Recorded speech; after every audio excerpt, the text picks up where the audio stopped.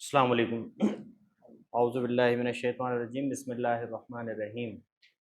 आज का जो इस प्रेजेंटेशन का टॉपिक है आर्टिफिशियल इंटेलिजेंस।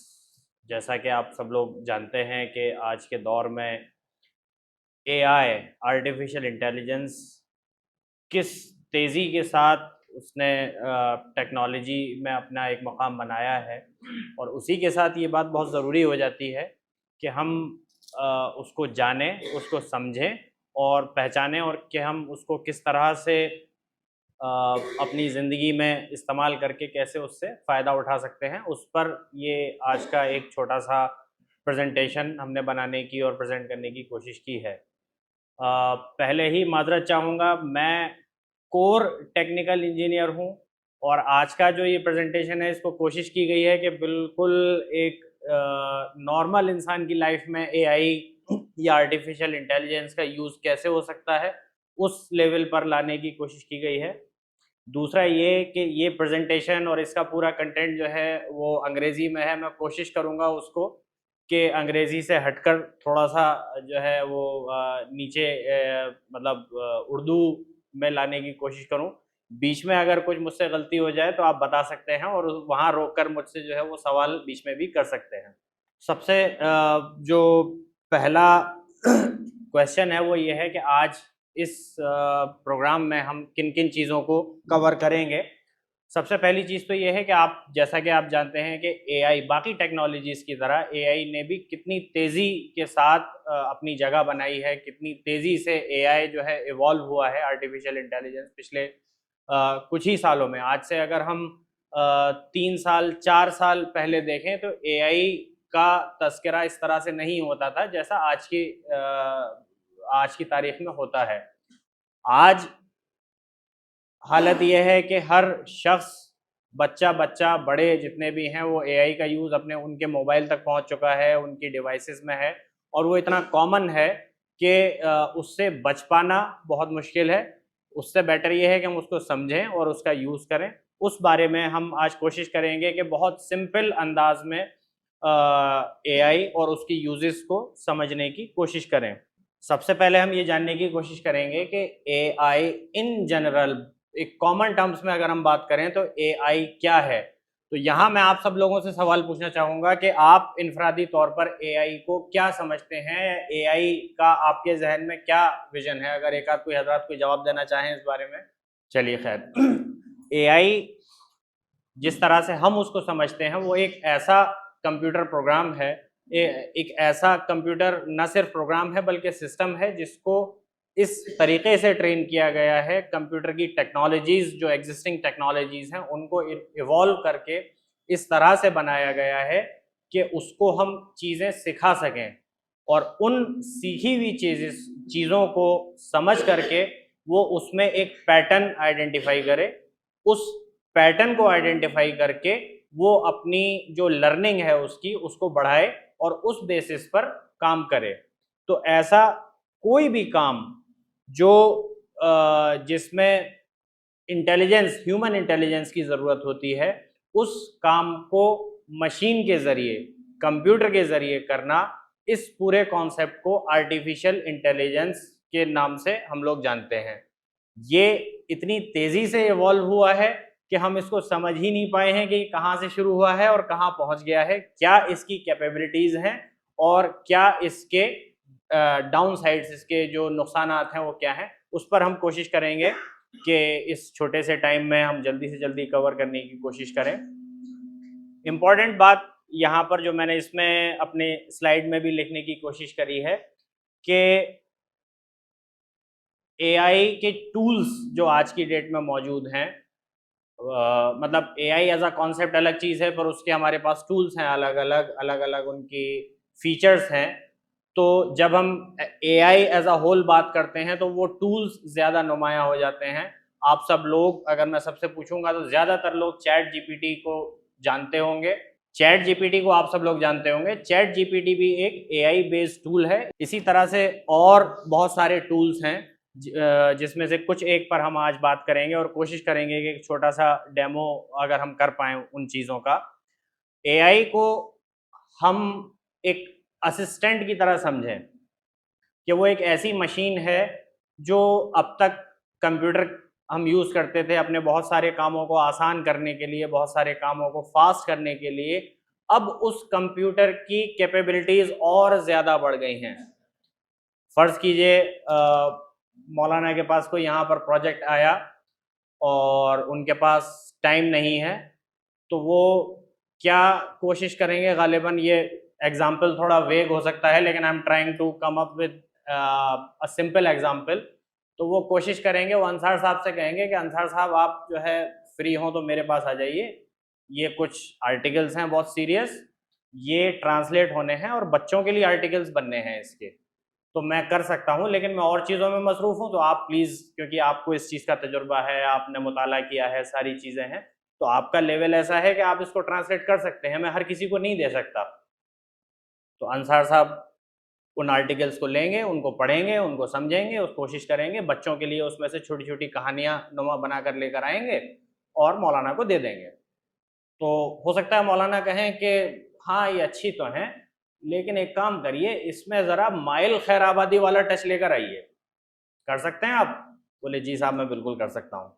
अभी वापस जाएंगे, उनको दोबारा रिव्यू करेंगे, दोबारा पढ़ेंगे और माइल खैराबादी साहब का जो टच है, उनका जो एक अनोखा अंदाज है, उसमें उस लाइट में इन आर्टिकल्स को लिखने की कोशिश करेंगे और इस तरह से मौलाना का काम जो है आसान हो जाएगा। एग्जैक्टली इसी सिनेरियो का अगर हम समझें तो एआई को आप इसी तरह से अपना असिस्टेंट बनाकर यूज कर सकते हैं, अपने वो काम जो रेपिटेटिव हैं, अपने वो काम जिसमें आपका वक्त लगता है, उन कामों में आप एआई की एक्सपर्टीज को यूज कर सकते हैं और फिर फाइनल उस पर आप अपना टच, अपना स्पेशल टच जो ह्यूमन टच है, उसको अप्लाई करके उससे फायदा उठा सकते हैं। एआई पर आगे बात करने से पहले हमें ये थोड़ा सा इस बारे में टच करेंगे कि एआई किस तरह से काम किस तरह से करता है।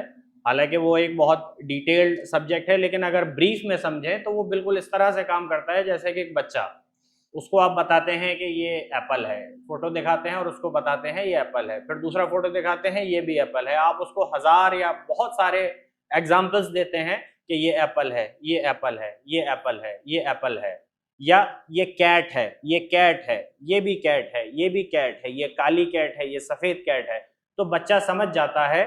और फिर आप उसको एक रैंडम कैट का फोटो दिखाते हैं तो वो बोलता है ये कैट है। ये एक लर्निंग मॉडल है। इसी तरह से हम मशीनों के ज़रिए कंप्यूटर को सिखाते हैं कि चीज़ों को किस तरह से सीखना है और उन सीखी हुई चीज़ों पर हमारे हिसाब से काम करना है। इसी के साथ मैं एक दूसरी बात भी यहाँ ऐड करता चलूँ जो शायद गालिबन अगली स्लाइड में आएगी, कि जिस तरह से बच्चा गलती करता है उसी तरह से एआई भी गलती करता है। मेरी बहन की जब शादी हुई तो उनका छोटा सा बेटा था, उसी वक्त वो दुबई शिफ्ट हो गई और फिर वो 2-3 साल शायद वहाँ रहीं और उसके बाद जब वापस आई तो वो हमारा जो भांजा है छोटा सा 2-3 साल का, मतलब दुबई में ही मतलब परवरिश हुई उसकी, तब वापस आया। और जैसे ही वो एयरपोर्ट पर आया तो एयरपोर्ट पर एक गरीब सा कुत्ता जो है दुम हिलाता हुआ जा रहा था, तो उसने उसको देखते ही फौरन बोला मम्मा कैट। तो उसकी मम्मा ने बताया कि नहीं बेटा ये कैट नहीं है, ये तो डॉग है। तो इसी तरह की गलती एआई भी करता है, इसी तरह की गलती बच्चे भी करते हैं कि वो, उनको जो एक पैटर्न उनको पता है कि दुम होती है और मुंह होता है और कान होते हैं और वो सड़कों पर घूमते रहते हैं, क्योंकि वहाँ कुत्ते नहीं होते, वहाँ सड़कों पर और इधर उधर बिल्लियाँ इस तरह से घूमती हैं जिस तरह से यहाँ कुत्ते घूमते हैं। तो उसने वो अंदाज़ा लगाया और जवाब दिया कि मम्मा ये कैट है। तो फिर उसको बताया गया नहीं बेटा ये कैट नहीं है, ये डॉग है और इन दोनों में फ़र्क है। तब उसने इस बात को सीखा और उसके बाद से उसको फ़र्क समझ में आया कि कैट अलग होती है और डॉग अलग होता है, हालांकि 2 कान होते हैं, पूंछ होती है, लेकिन फ़र्क होता है। इसी तरह से एआई भी चीज़ों को समझता है और लर्न करता है। जो आपने एक बहुत कॉमन टर्म एआई के साथ आता है मशीन लर्निंग का, वो कॉन्सेप्ट ही यही है कि मशीन अब वक्त के साथ साथ चीज़ों को लर्न करना शुरू कर दे और सीखती जाए और उस सीख और उस नॉलेज की बेस पर आगे के डिसीजंस, आगे के काम को करे। एआई की अगर हम बात करें तो अगर आप सोचेंगे तो आप रियलाइज करेंगे, आपने कभी सोचा हो या ना सोचा हो, लेकिन आज भी आप चाहते हुए या ना चाहते हुए भी बहुत ज़्यादा रेगुलर बेसिस पर एआई का यूज अपनी नॉर्मल लाइफ में ऑलरेडी कर रहे हैं, जिसके एग्जांपल्स यहाँ हमने लिखने की कोशिश करी है। आपके फोन में ऑटो करेक्ट होता है, वो लर्न करता है आपके पैटर्न्स को, आपके पैटर्न्स को सीखता है और उसके हिसाब से प्रेडिक्ट करता है। मैं अपने फ़ोन में जैसे ही IN लिखता हूँ, वो आगे शाह अल्लाह बता देता है कि आप ये लिखना चाह रहे हैं क्या, फिर मैं बताता हूँ ये लिखना है, या इन दी एयर लिखना चाह रहा हूँ, या मैं इन शाह अल्लाह लिखना चाह रहा हूँ। लेकिन किसी और के फ़ोन में अगर आप इन लिखेंगे तो हो सकता है वो कुछ और सजेशंस दे बेस्ड ऑन उसने क्या लर्न किया है over the period of time उस फ़ोन के अंदर, उस माहौल में। तो ये एआई का एक एग्जाम्पल है जो हम देखते हैं। बाकी उसके अलावा ये बहुत छोटा है, यहाँ शायद आपको दूर से नज़र नहीं आ रहा होगा। बाकी YouTube या दूसरे वीडियो जो स्ट्रीमिंग एप्लीकेशंस हैं, उस पर आपके जो सजेशंस आते हैं, जो एक वीडियो आपने देखी है उसी से रिलेटेड ढूंढकर वो आपको फर्दर और सजेशंस देता है। अगर आप मौलाना रजीउल इस्लाम नदवी साहब की वीडियो देख रहे हैं तो उसके नीचे गालिबन उन्हीं के 3-4 सजेशंस आएंगे या उससे ही रिलेटेड सजेशंस आएंगे। आप किसी एक स्पेसिफिक टॉपिक पर अगर आप कोई वीडियो देख रहे हैं तो उससे रिलेटेड ही टॉपिक्स जो है वो जनरेट होकर आपके सजेशंस में आएंगे। अगर हम वर्क या अपने ऑफिसेस की बात करें तो वहां पर ईमेल का ऑटो रिप्लाई एक मैकेनिज्म होता है, वो एक एआई का पार्ट है। ग्रामर चेक जो पहले स्पेल चेक होता था, अब वो बहुत एडवांस्ड फॉर्म में आता है कि आप लिखते जाते हैं, वो बताता जाता है कि नहीं ये गलत है और ये गलत नहीं है, ये सही है, लेकिन ये इस तरह से और बेहतर हो सकता है। तो ये वो चीजें हैं जो ऑलरेडी आज की लाइफ में नॉर्मली आपके चाहते हुए या ना चाहते हुए आप उनको यूज कर रहे हैं। एजुकेशन फील्ड में हम किस तरह से एआई को यूज कर सकते हैं?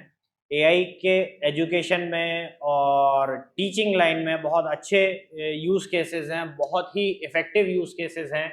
उसमें कोशिश करेंगे हम आज कुछ एग्जांपल्स भी कवर करने की कि किस तरह से हम यूज़ कर सकते हैं, उसका मैं डेमो देने की कोशिश करूँगा। सबसे कॉमन, सबसे इफ़ेक्टिव यूज़ जो है वो है ट्रांसलेशन का। एआई की मदद से अगर आपके पास कोई कंटेंट है, एक बार आपने कोई कंटेंट क्रिएट कर लिया, उसको ट्रांसलेट करने में आपको एफर्ट लगाने की ज़रूरत नहीं है। ये मान लीजिए कि आपने एक ऐसा इंटर्न या एक ऐसा असिस्टेंट रखा हुआ है जो सारी ज़बानें जानता है, उससे आप जो भी कहेंगे वो उस ज़बान में उसको ट्रांसलेट करके दे देगा। तो इसके लिए आपको अलग से कुछ करने की ज़रूरत नहीं है। और उस एआई क्योंकि कंप्यूटर बेस्ड है और जैसा मैंने कहा कि वो लर्न करता है, आज की डेट में उसके ट्रांसलेशंस इतने ज़्यादा परफेक्ट हैं, इतने ज़्यादा परफेक्ट हैं कि इवन हम लोग खुद भी अपने ट्रांसलेशंस नहीं, अपने एग्जिस्टिंग इंग्लिश कंपोजिशंस को और ज़्यादा इम्प्रोवाइज करने के लिए उससे सजेशंस मांगते हैं कि ये तो मैंने लिख दिया, बराए करम इसको थोड़ा आप खूबसूरत सा करके दे दीजिए। तो वो बताता है कि इसमें ये गलती है, यहाँ ऐसा हो सकता है, इसको थोड़ा सा सॉफ्ट टोन में कर दिया है, आपने जो लिखा था वो थोड़ा एग्रेसिव हो रहा था। तो इस तरह के सजेशंस आपको जो है उसमें मिलते हैं और उनको आप यूटिलाइज कर सकते हैं। टीचिंग टूल्स की बात करें तो लर्निंग प्लान्स हैं। आप एआई की मदद से अपने लर्निंग प्लान्स, अपने लेसन प्लान्स, अपने टीचिंग प्लान्स डिवाइस कर सकते हैं और उनको सजेशंस लेकर उनको प्लान कर सकते हैं और वो आपके बताए हुए टॉपिक, आपके बताए हुए सब्जेक्ट्स को लेकर उसका ब्रेकडाउन करके प्रॉपर आपको प्लान बना के देगा। डिपेंड करता है कि आप क्या बताते हैं उसको और कितने इनपुट आप उसको देते हैं, कितनी इंफॉर्मेशन आप उसको प्रोवाइड करते हैं अपना प्लान बनाने के लिए कि मेरा ये टॉपिक है, मेरे पास इतना टाइम है और मेरे जो ऑडियंस हैं उनकी कैपेबिलिटीज़ ये है, उसके हिसाब से बराए करम आप इसका ब्रेकडाउन करके मुझे एक प्लान बना के दे दें, तो वो भी एआई टूल्स बहुत अच्छी तरह से करके आपको दे सकते हैं। स्टूडेंट्स के लिए एआई को यूज़ करके लर्निंग में बहुत ज़्यादा यूज़ किया जा सकता है। बहुत ही ज़्यादा कॉम्प्लेक्स टॉपिक्स हैं, उनको आप समराइज़ कर सकते हैं, उनकी आप जो है छोटी सी समरी बना करके आप उनको पढ़ सकते हैं। बहुत लंबे वीडियोस जो है उनको समराइज करके जल्दी आप उनको उसका जो मतलब एक तरह से जुज है वो लेकर के आप उसको पढ़ सकते हैं, सीख सकते हैं।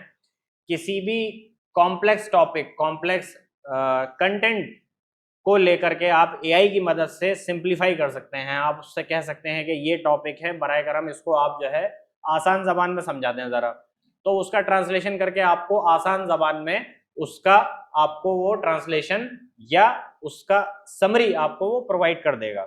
ऑफिसेस की अगर बात करें, ऑफिसेस में हम जो काम करते हैं तो उसमें बहुत ज़्यादा यूज़ है। कुछ एक 3-4 मैंने यहाँ लिखने की कोशिश करी है। सबसे एक कॉमन यूजेज है जो प्रेजेंटेशंस हम बनाते हैं, जैसे ये जो प्रेजेंटेशन आप देख रहे हैं, तो ये भी रात में मैंने इशा के बाद से बैठकर 11-12-1 बजे तक बनाया है और एआई की मदद से ही बनाया है। कोशिश करेंगे इस पर भी थोड़ा सा एक वॉक थ्रू हो जाए लास्ट में। रिसर्च और समराइजेशन जो मैंने टीचिंग वाले पार्ट में किया, वो काम यहाँ पर भी आप कर सकते हैं। बहुत सारे ऐसे टॉपिक्स हैं जिसको आप एआई को रिसर्च करने के लिए दे सकते हैं, वो लग जाएगा ढूंढ ढांड के यहाँ से वहाँ से सारा रिसर्च विद रेफरेंसेस आपको ला करके देगा और फिर उस बेस पर आप अपनी रिसर्च को फर्दर कर सकते हैं या उसकी बेसिस पर आप कंक्लूजन निकाल सकते हैं। डॉक्यूमेंट्स हमें लिखने होते हैं, हमें कोई मेल भेजना है, हमें कोई लेटर बनाना है, हमें कोई प्रेजेंटेशन बनाना है, उन सारी चीज़ों की ड्राफ्टिंग के लिए और उनकी समरी के लिए एआई एक बहुत अच्छा टूल है जो इस काम को बहुत खूबसूरती के साथ करता है। बाकी डिज़ाइंस हैं, क्रिएटिव्स हैं, जो फोटोग्राफ्स हैं या इन्विटेशंस हैं, उन सारी चीज़ों में भी आजकल बहुत अच्छे एआई टूल्स हमारे पास हैं जिनको यूज़ करके हम क्रिएटिव्स यानी पोस्टर्स वगैरह ये सारी चीज़ें बहुत आसानी से बना सकते हैं। ईमेल एंड मीटिंग मैनेजमेंट एक ऐसा पार्ट है जो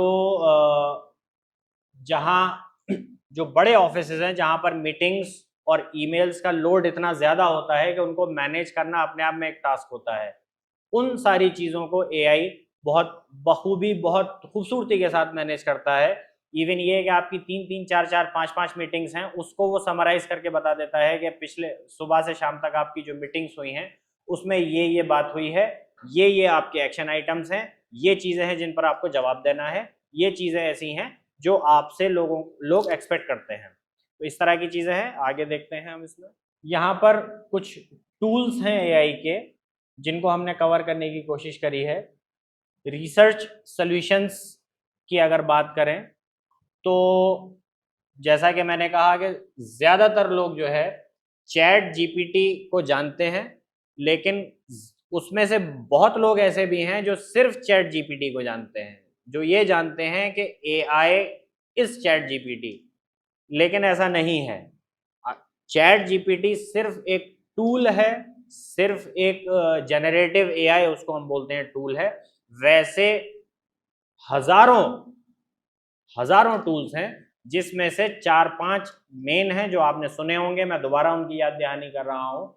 परप्लेक्सिटी एक टूल है जो बिल्कुल इसी तरह से उसको आप प्रॉम्प्ट देते हैं, वो आपको जवाब देता है और आप उससे पूछते हैं, वो आपके लिए कंटेंट क्रिएट करता है। आप उसको सब्जेक्ट देते हैं, वो फाइल भी बना कर देता है। आप उसको टॉपिक देते हैं, वो रिसर्च करके देता है। एक दूसरा है क्लॉड, मैं दिखा भी देता हूँ आपको हाथ के हाथ। ये है क्लॉड, ये भी चैट जीपीटी की तरह ही एक एआई मॉडल है, जनरेटिव एआई मॉडल है। ये हमारा पुराना चैट जीपीटी जिसको सब लोग जानते हैं, यहाँ पर इससे भी आप इंटरेक्ट कर सकते हैं। हमारे पास है क्लॉड जिससे आप इंटरेक्ट कर सकते हैं।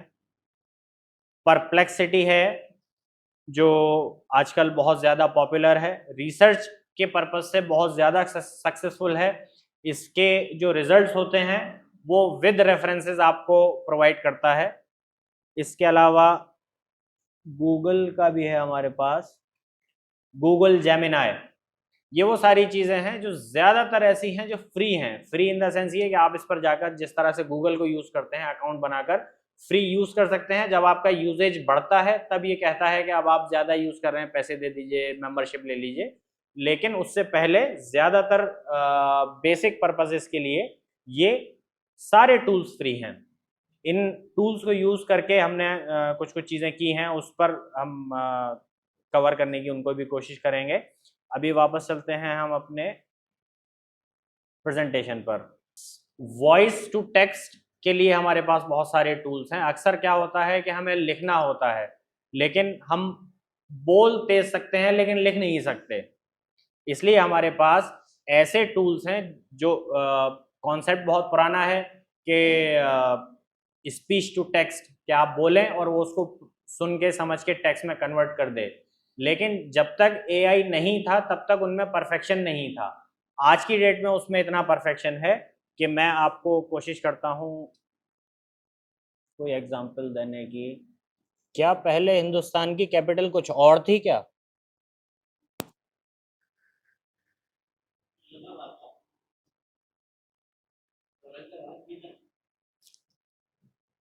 इसने मेरी आवाज को समझा और ये आइडेंटिफाई कर लिया कि पहले क्वेश्चन अंग्रेजी में था, अब जो क्वेश्चन है वो उर्दू में है।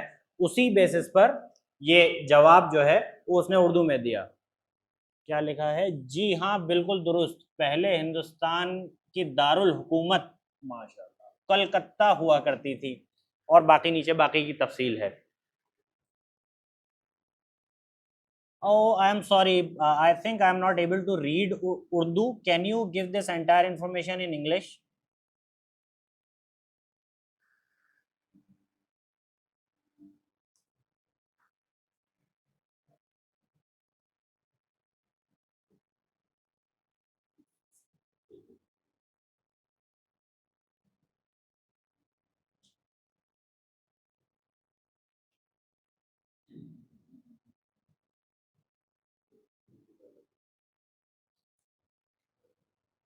अब हम बात करते हैं लिखने की। हमारे पास ऐसे, आप लोगों को आवाज आ रही है? मैं माइक छोड़ दूं तो कोई दिक्कत तो नहीं है? उससे मुझे थोड़ा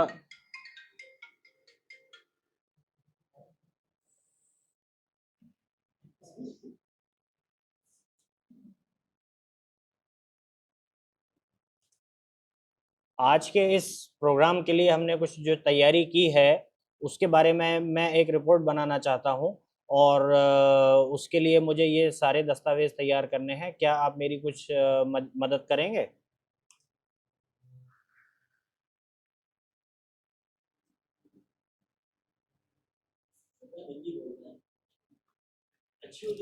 वो अच्छा, मैं उर्दू और हिंदी में अभी भी कंफ्यूजन है। मैंने आज इसीलिए दोनों सेट किए हुए हैं। तो उसने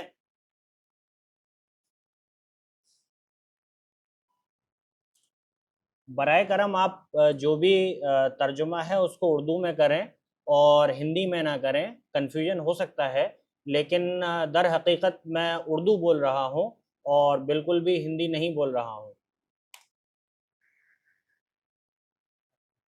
नहीं माना उसने, नहीं माना। एनीवेज, ये टूल्स हैं हमारे पास कुछ। जॉब वाले एस्पेक्ट भी सामने आ जाता है। ये बहुत बड़ा डिस्कशन है। आप लोग सुनते होंगे कि एआई आ जाएगा तो जॉब्स चले जाएंगे, जॉब्स का क्या होगा, हम लोग पीछे हो जाएंगे। क्या इसके तासुरात हैं जॉब के एस्पेक्ट में, उस पर मैं बात करना चाहूँगा।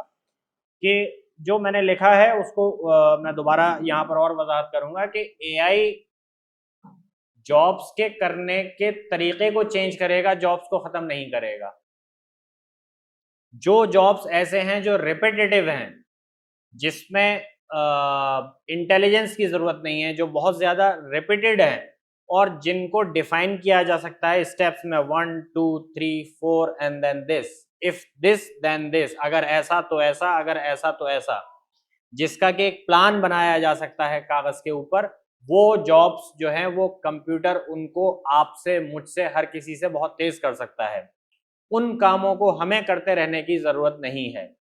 यही चीज जब हुई थी, जब इंडस्ट्रियल रेवोल्यूशन आया था, लोग मशीनों के खिलाफ ये बात बोला करते थे कि मशीनें आ जाएंगी तो हम लोगों के काम छिन जाएंगे।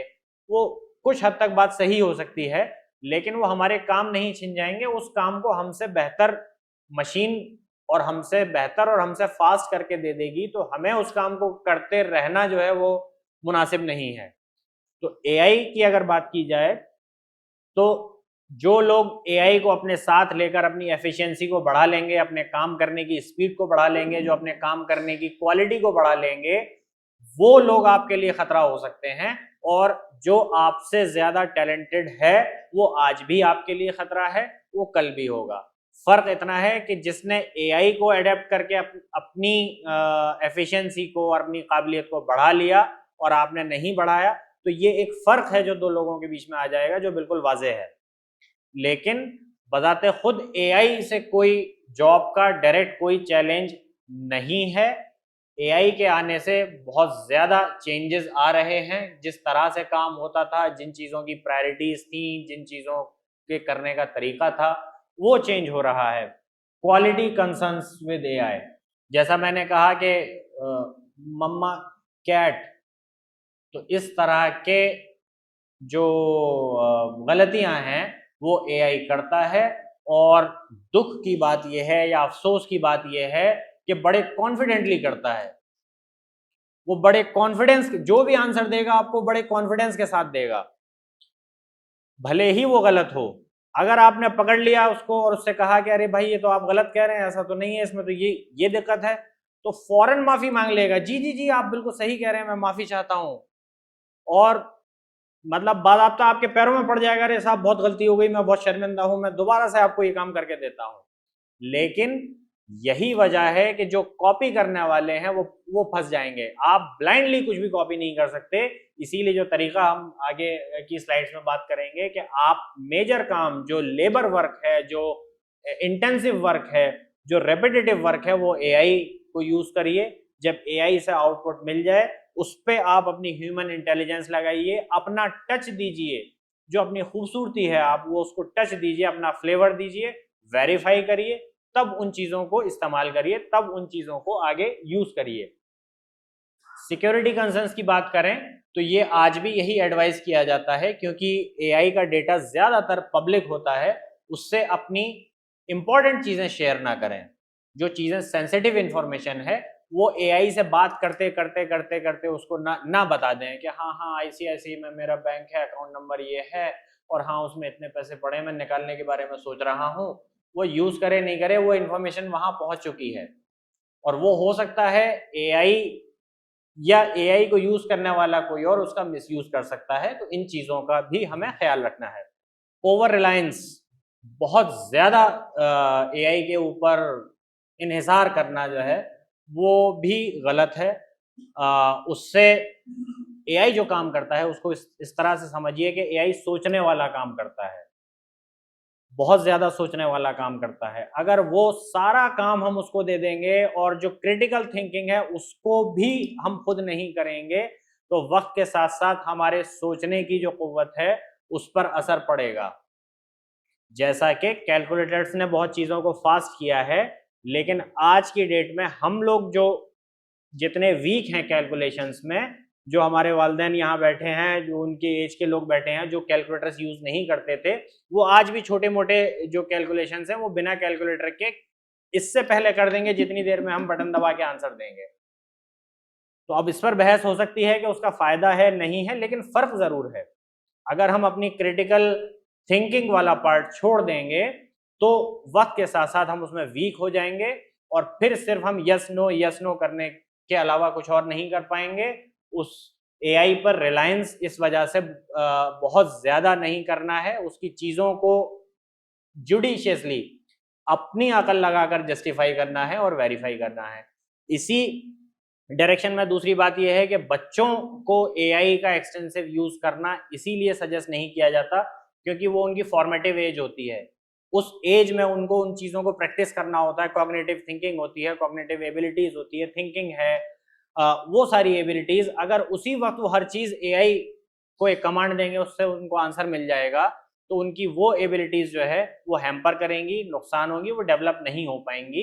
तो शुरुआती दौर में जरूरी है कि बच्चों को एक लिमिटेड एक्सपोजर दिया जाए एआई का, और हम लोग जो रेगुलर यूज पर हैं वो इस बात का ध्यान रखें कि जितना हम एआई को यूज कर रहे हैं साथ के साथ हम उसमें अपना पर्सनल टच, अपनी पर्सनल थिंकिंग, क्रिटिकल थिंकिंग को भी अप्लाई करें।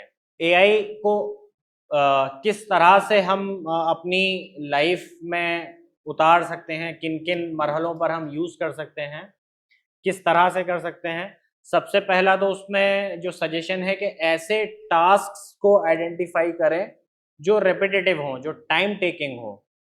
उन टास्क्स को हम एआई को हैंडओवर कर सकते हैं। एआई में उन कामों को करने में हम एआई का इस्तेमाल कर सकते हैं। 70-30 रूल जिसके बारे में मैं पीछे बात कर रहा था, ये वो रूल है कि 70% वर्क जो है आप अपना जो लेबर वर्क है, जो इंटेंसिव वर्क है, जो रेपिटेटिव वर्क है, वो आप एआई से कराइए। जब एआई आपको कोई आउटपुट दे दे तो 30% वो काम है जिसमें आप अपनी ह्यूमन इंटेलिजेंस, अपनी क्रिटिकल थिंकिंग, वो सारी चीजें उस पर अप्लाई करें और उसको सिर्फ और सिर्फ जो है एक एज अ असिस्टेंट यूज करें। फाइनल टच और फाइनल अप्रूवल उस पर आप ही का होना चाहिए। इससे उसकी क्रेडिबिलिटी भी मेंटेन रहेगी। दूसरा जो क्रिटिकल थिंकिंग वाली बात थी कि आप गेम में से बाहर नहीं होंगे, आप उस गेम में बरकरार रहेंगे। नहीं तो अगर एक काम को आप छोड़ देंगे तो कुछ टाइम के बाद आपकी वो सलाहियतें, वो कुव्वतें जो है वो थोड़ी थोड़ी जो है वो डिमिनिश होना शुरू हो जाएंगी, जो कि नेचुरल है।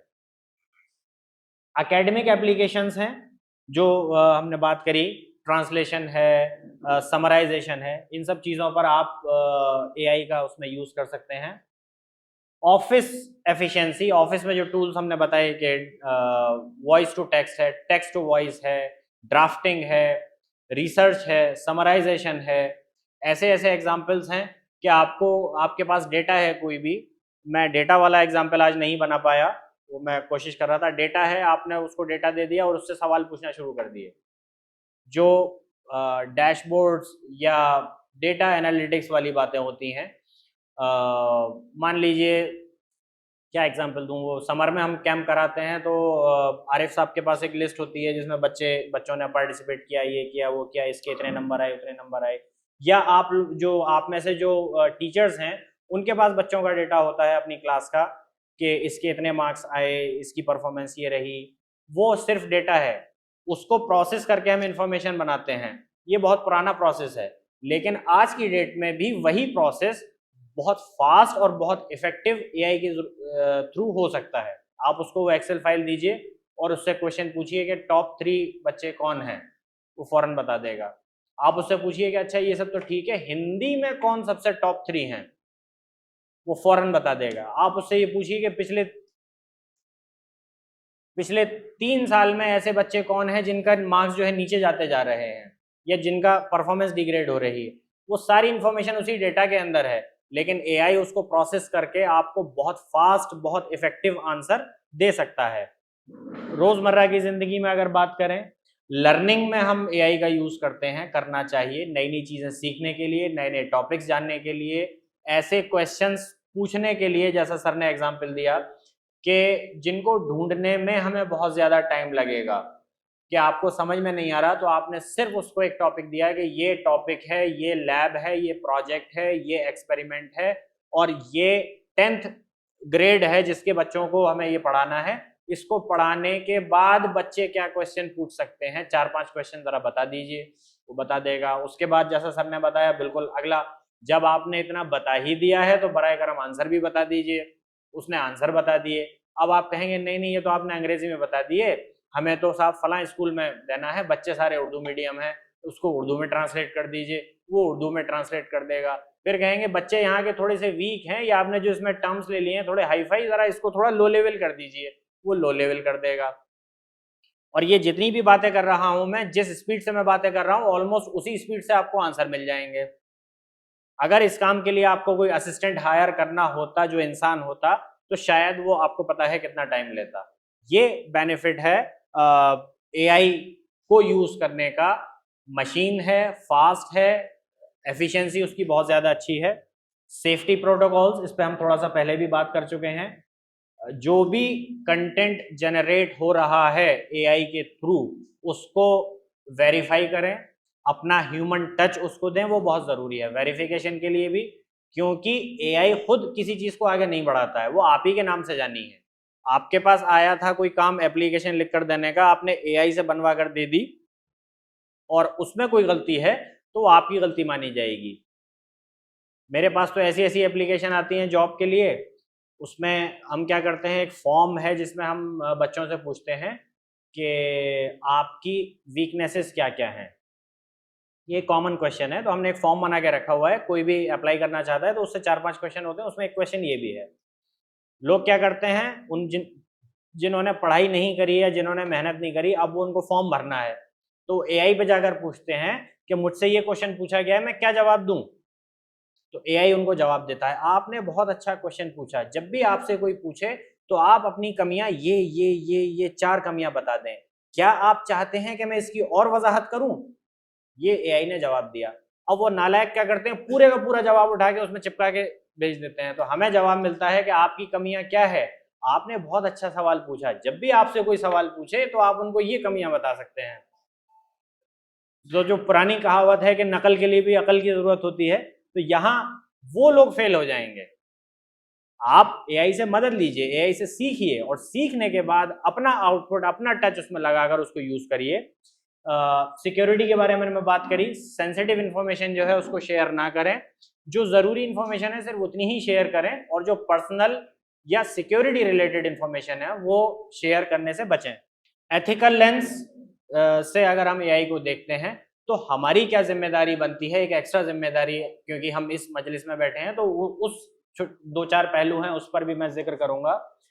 ट्रस्ट और अमाना की अगर हम बात करें तो उस कॉन्टेक्स्ट में ये जिम्मेदारियां एआई के कॉन्टेक्स्ट में भी हम पर अप्लाई होती हैं कि हम अमाना का ख्याल करें, रेस्पॉन्सिबली एआई को यूज करें। एआई से अगर कोई हमने कंटेंट जनरेट किया है तो उसको वैलिडेंटली अपना क्लेम ना करें कि ये मेरा कंटेंट है, या तो मेंशन करें या इग्नोर करें। ये मतलब झूठे तरीके से उसको क्लेम ना करें कि हाँ जी हाँ ये मेरा जनरेट किया हुआ है। एहसान, अल्लाह जमीलुन व युहिब्बुल जमाल वाली बात यहाँ पर आ जाती है। एआई को यूज़ करिए, अगर वो आपके आउटपुट को बेटर कर रहा है, खूबसूरत बना रहा है, तो उसको बिल्कुल यूज़ करिए, जुडिशियसली यूज़ करिए। जस्टिस, अदल की बात करें तो एआई को इस तरह से यूज़ करिए कि उसको इस्तेमाल किसी को नुकसान पहुंचाने में ना करें, या उसका जो इस्तेमाल आप कर रहे हैं उसके करते में किसी का नुकसान ना हो। जो सर ने बात कही कि हम रास्ते से भी अगर जा रहे हैं तो रास्ते से जाना हमारा हक है, गाड़ी चलाना हमारा हक है, लेकिन अगर उस हक के चलते धूल उड़ रही है और दूसरे लोगों के ऊपर धूल या छींटे जा रही हैं तो उसको बचाया जा सकता है। यही चीज यहाँ पर भी अप्लाई होती है कि हमें इस लेवल पर रेस्पॉन्सिबली इसको यूज करना है।